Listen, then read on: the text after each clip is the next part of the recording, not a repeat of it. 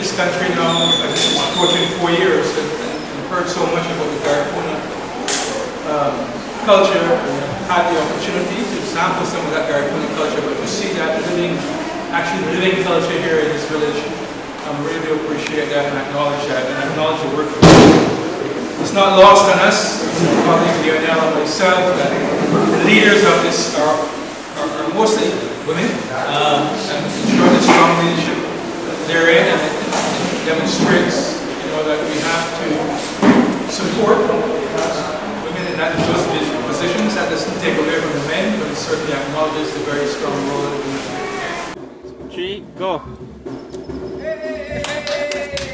We started off with this group with a group of about 10 ladies, and when we started off, we were unsure of who was going to assist us with we had the cassava, but we didn't have any baker. But eventually Mrs. Erema Gonzalez decided to rope in with us, and then she became our regular baker, our practicing baker, teaching us how to bake. This group is a unique group in the sense that we have we have about of the group of 15, we have at least about 10 young persons, like let's say between 20 and 30. And then and we are very happy, and we are looking forward to train these people, because the culture is going, the language is gone already, and then we wanted to retrieve the tradition as well as the language. So we are very happy to have Ms. Erema Gonzalez, who is trying to retrieve the baking, and more ladies are practicing how to bake cassava, and then we bake, like let's say sometimes, most of the time it's once a month, but sometimes we go down to twice a month, sometimes even once a week. Our baking has been unbelievably on the demand. Most of the time when you would bake about sometimes 2 up to 3, 4 bags of cassava root, it would be processed and baked.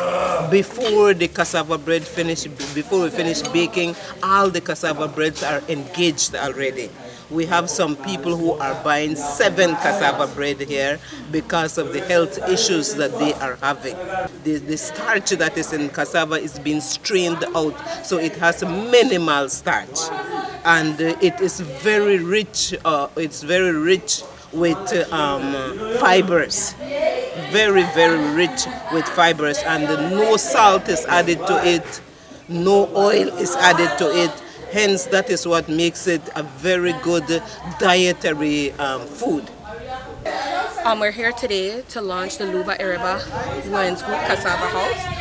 We partnered with Luba Ereba because we were advised by Luba about their initiative to want to start baking cassava, wanting to renovate their cassava house in order to have the proper infrastructure for them to start to sell in the communities, to hopefully to start exporting internationally. So with that planned, we decided to partner up with them to find out what exactly is it they want and their need. We got some funding from SGP, GEF, SGP to help build this cassava house.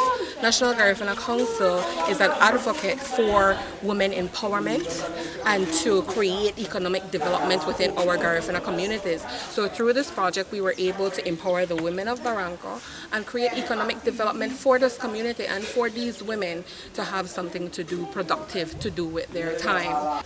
This historic milestone here is through a project funded by the GEF Small Grants Program for $51,000 to the Luba Ereba Women's Group in partnership with the National Garifuna Council, the organization that served as the intermediary partner organization. And we're pleased to continue to support women's economic empowerment, the protection of traditional knowledge, but also investing in food security and food sovereignty This is an excellent example of preserving traditional knowledge and investing in women and the preservation of indigenous culture and, of course, their way of life. And we are blessed with wealth untold. We have a lot of resources. We have the soil, we have the cassava, and here we have an excellent example of how the women have been able to use the cassava, give it value added, and of course be able to preserve their indigenous practices. And so this contributes to economic empowerment, social empowerment, and women's empowerment. It is our hope that this will be further upscaled, and we hope that in the future that the Luba Ereba Women's Group would be able to export cassava bread to other countries. And of course this will help to stimulate growth in Barranco village.